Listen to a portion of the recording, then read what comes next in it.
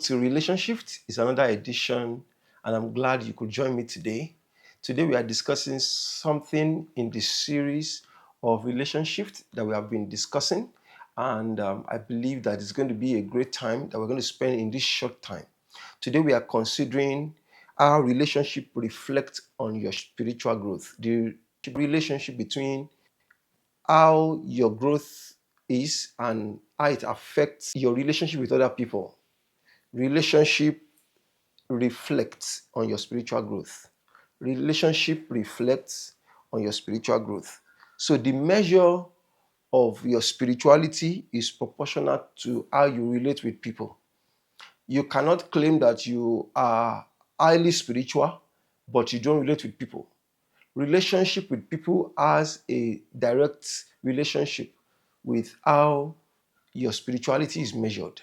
I remember Jesus was speaking in the book of John, chapter 13, verse 35. John 13:35, he says, "By this shall everyone know you are my disciples." There is one way that people will know that you are my disciples, and that is that you are showing love for people. You have relationship with people. If you lack relationship with people, there is no way you can say that you are a disciple of Jesus or you are a follower of Jesus. So there is a serious relationship among those two things. Your relationship with people and your spiritual growth are interconnected.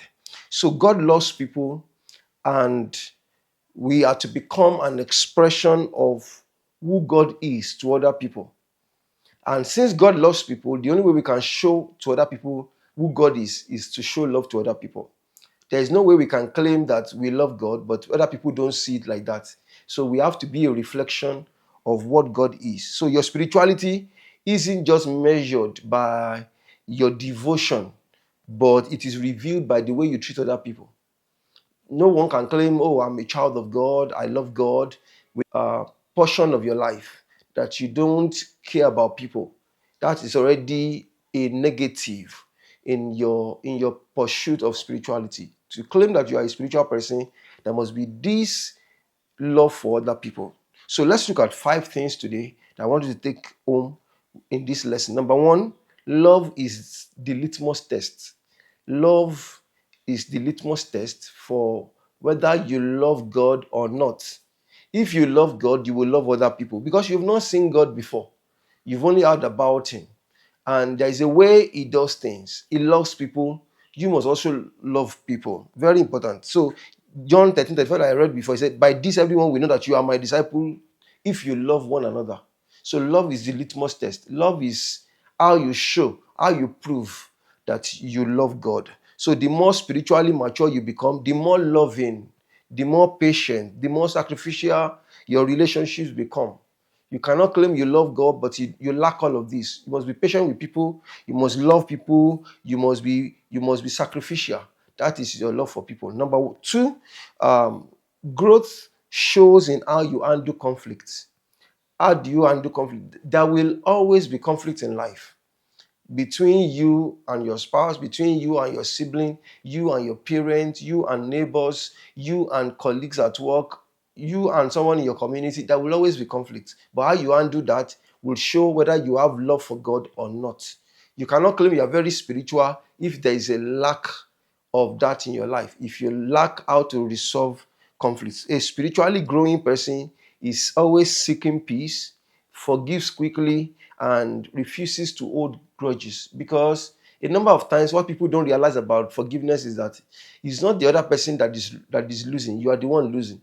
You are the one who is praying and is not getting an answer. You are the one who is not even having a clear thought to think about other things because you are really hurt. So you must learn to forgive quickly and not hold grudges. So Ephesians chapter 4, verses 31 and 32, Ephesians 4, 31 and 32 says, "Let all bitterness, wrath, anger, clamor, and evil speaking be put away from you with all malice, and be kind to one another, tender-hearted, forgiving one another, even as Christ forgave you."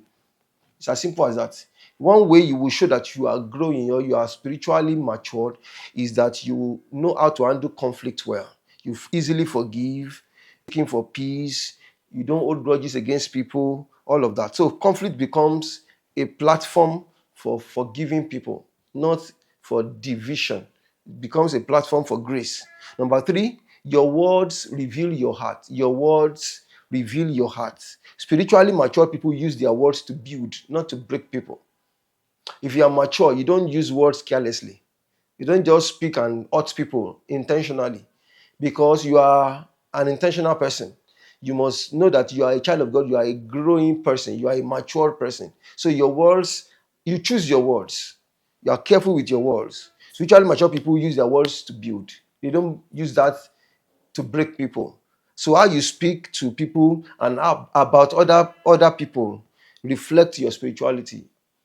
How you speak about them, how you speak to them reflects your spirituality. Number 4, service and selflessness becomes natural. Your service becomes so natural. As you grow in God, your relationship shifts from what can I get to how can I serve. If you belong to a church, your mind is no longer about what are they going to give me as a church. It's about how do I serve. If you are married to somebody or you are in a relationship with somebody, it's about how do I serve this person better, not what do I get from this relationship. What is the person bringing to the table, like, as people talk about that? So it's not about that, it's about me serving, right? That's growth, service and selflessness. That's when you can say you're a matured person. You become more giving, more understanding, more empathetic. You put yourself in people's shoes. What could this person be going through? And sincerely, you don't know. A number of times you're in a vehicle and somebody acts somewhere, you don't know where they're coming from. Maybe they just got hurt by their spouse at home. Maybe they just lost someone and all of that. Or maybe they just lost their job. You don't know where they're coming from. So you have to be empathetic. So very important. Service and selflessness becomes natural for you. And 5, which is the last one, humility becomes your posture. Humility becomes your posture. You become more humble towards other people. Things doesn't really get you aggravated so much, so quickly. You stop trying to win in relationships and you start trying to grow together. It's no longer about you and you and you. It's about us. It's about how do we grow together? How do we make this work? I've seen people in a team that work together and one person is trying to take the glory for what everybody else did. Even though you are the boss or you are the one at the forefront or you are the leader, a number of times as people are saying, oh, our team leader did well, you are also clapping for your team to say, oh, my team members, if not because of them, there's no way we'll have done this. So they are throwing the win to you, you are throwing the win back to them. It's the same thing in marriage. Your wife is saying, oh, my husband is an odogu, he's the one who did this, and you are saying, oh, if not for my wife, she's so cooperative, she's so supportive, her prayers, and you're throwing it back to her. It's not a win-win situation. So your spouse is not seeing you as you are the only one in this relationship. It is both of us. So it is both of you who is a relationship. So humility becomes your general posture. Like, it doesn't even matter. It is about us generally. So apologizing, admitting that you are wrong, lifting others up become easier. It's not always about you anymore, it's about us. So you can easily apologize to people and say, I'm sorry, I didn't know it would turn out that way. I didn't know you will receive it that way and all that. You admit you're wrong. Very important. I hope that has blessed you. Until we meet again next week, please don't forget to leave a comment, subscribe, and like this post. Thank you so much. See you next week.